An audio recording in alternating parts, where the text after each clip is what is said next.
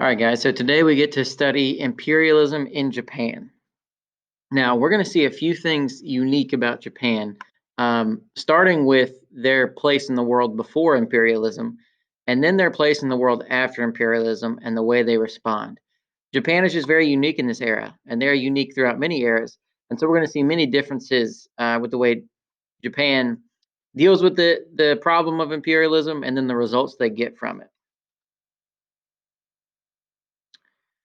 Now, imperialism in Asia is going to drastically and dramatically change Japan. Before imperialism, Japan was completely isolated. You see there this small island off to the east part of your screen, the right side of the screen, just off the coast of China and Korea. They were very much like the rest of Asian culture. They were highly impacted and highly influenced by Chinese culture, but they were also very unique because they were their own set of islands. And for hundreds of years, the Japanese were completely isolated. They had only one port open for trade, and anyone coming to trade had to stay on the dock. So there were no foreigners ever coming into the country. There were not foreigners leaving the country. They had completely cut themselves off from the rest of the world so that they could preserve their culture, their language, their ideas, and not have it spoiled by other areas. Well, in the era of imperialism, that's not going to be possible anymore. So this isolation is going to eventually have to give way. Before imperialism, I have to say this again, Japan was isolated. They refused to trade with anybody. They just stayed to themselves. However, the age of imperialism, everyone's sailing around looking for new land they can conquer, influence, and trade with. Well, the United States is doing the same thing, and we'll talk about that later this week. But in the mid 1800s, U.S. Commodore Matthew Perry arrives in Tokyo, and he essentially demands that the Japanese trade with the United States. Japan is going to agree because they didn't really have a choice, right? The U.S. is sailing in with their navy. They've got big guns, they've got big ships, and they're telling the Japanese, trade with us or else. Now, in terms of technology, the Japanese were living as if it was still the 12 or 1300s. Because they had isolated themselves, there had been very few technological advancements. So while the rest of the world had moved on to guns, uh, ships, steam engines, all kinds of things that took place during the Industrial Revolution, Japan had none of that. Japan was, quite frankly, even more or less advanced, I guess. They're less advanced than China, less advanced than India, less advanced than many parts of Africa. It was almost strange for the people arriving there to see the way those people were living because it was so ancient.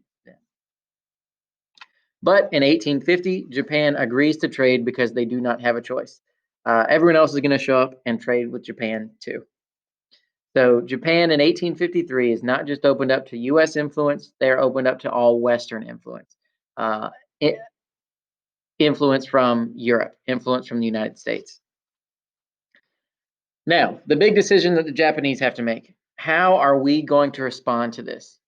They are being forced to be open to the outside world. They're being forced to trade. They're being forced to be influenced by these foreign ideas. What is next? What comes now?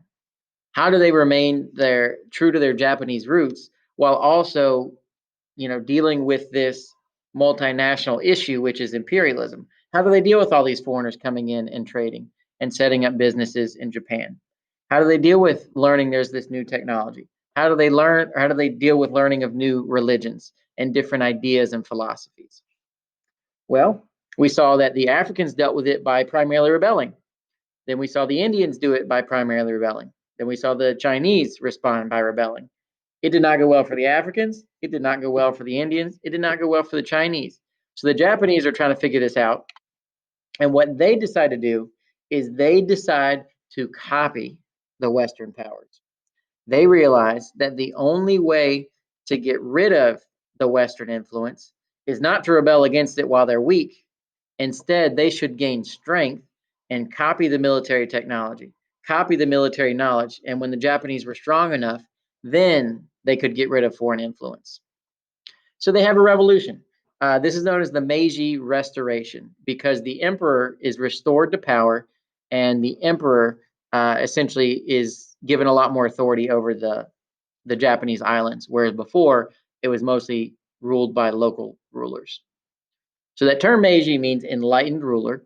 So now we are theoretically having a Japan that is restored to being ruled by an emperor who is enlightened, and their goal is to get rid of foreign influence.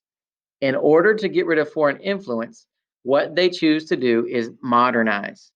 And you can see from this picture of the emperor, the Meiji emperor, he is not dressed in what we would consider typical Japanese garb.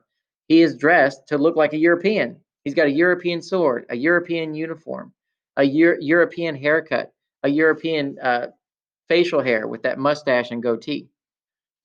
The Japanese are going to send people around the world to copy the best education techniques, the best military techniques, the best technology, the best everything. They bring those things back to Japan and they very quickly and very efficiently modernize.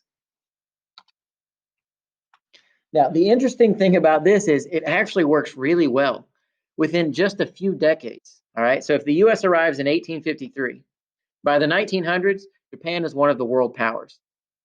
They win wars against Russia. They move into China and start taking over land.